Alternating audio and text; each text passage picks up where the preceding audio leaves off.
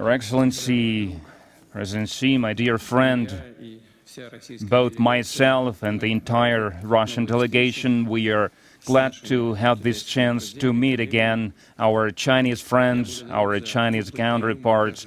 We are grateful for the warm welcome extended to our delegation. Our close communication reflects the strategic nature of the Russian-Chinese cooperation that is at the unprecedentedly high level, which was demonstrated during your official visit to Russia in May and our joint participation in the festive events to commemorate the victory in Great Patriotic War. And tomorrow in Beijing there are going to be festive events to celebrate the victory over Japan in the end of World War II, and we are going to attend these events together.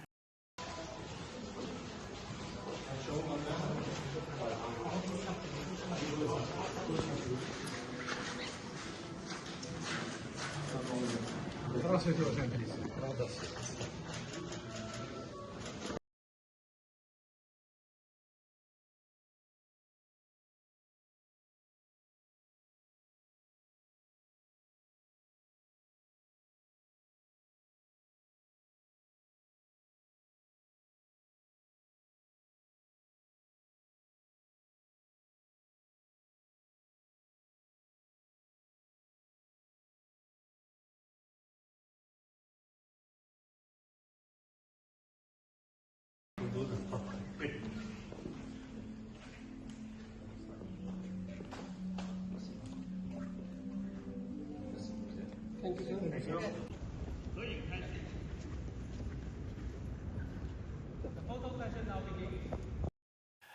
right, North Korean leader Kim Jong Un has arrived in Beijing as China's President Xi Jinping has been holding talks with Russian leader Vladimir Putin. Putin hailed what he calls unprecedented ties between the two countries. Their meetings come as leaders gather in the Chinese capital ahead of a massive military parade marking 80 years since the end of the Second War. That happens tomorrow.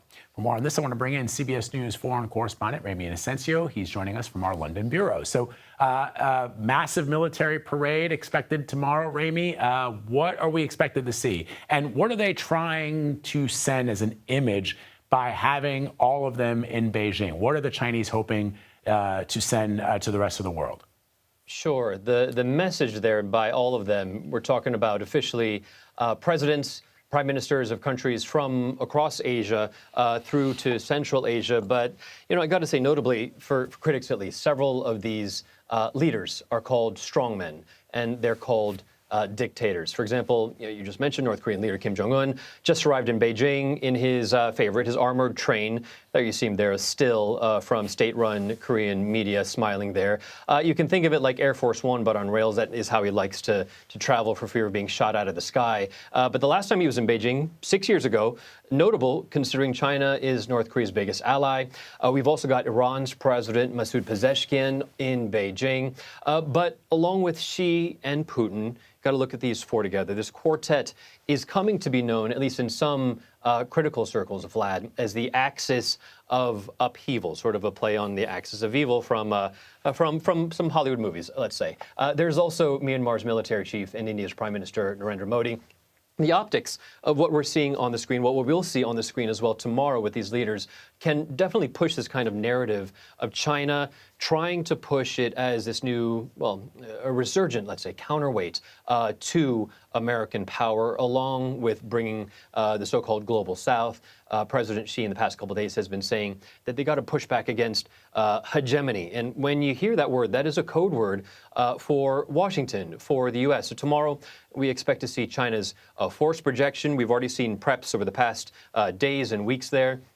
I expect to see new warplanes, defense systems, new hypersonics, possibly a missile called a Guam killer, because that's supposed to be able to hit Guam and the U.S. Pacific base there. All right. Lots of good picture moments, obviously, for the Chinese leader. But other than that, is there anything substantial that's expected to come out of this meeting that could have ramifications for the United States or the West? Right. Well, one thing has already come out by way of energy, Russian energy in the form of natural gas to China. And this is in infrastructure along with more gas itself. These were agreed earlier today. That's coming from the head of Russia's Gazprom, that is the state-owned gas company there, to build this new gas pipeline from northwestern Siberia that would then transit through the country of Mongolia and its capital, Ulaanbaatar, and then end up someplace in China. This is called the Power of Siberia 2.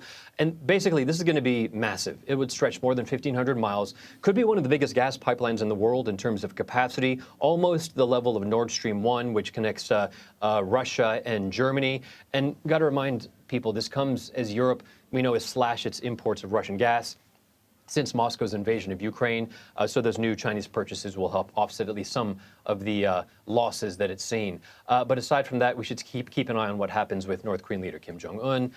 The question on my mind, will he commit more troops to Russia's invasion of Ukraine? Also, if India's Modi will get even closer to Putin and Xi after Donald Trump threw 50% tariffs on Indian exports. So we got another day to go to see what else might come out of this.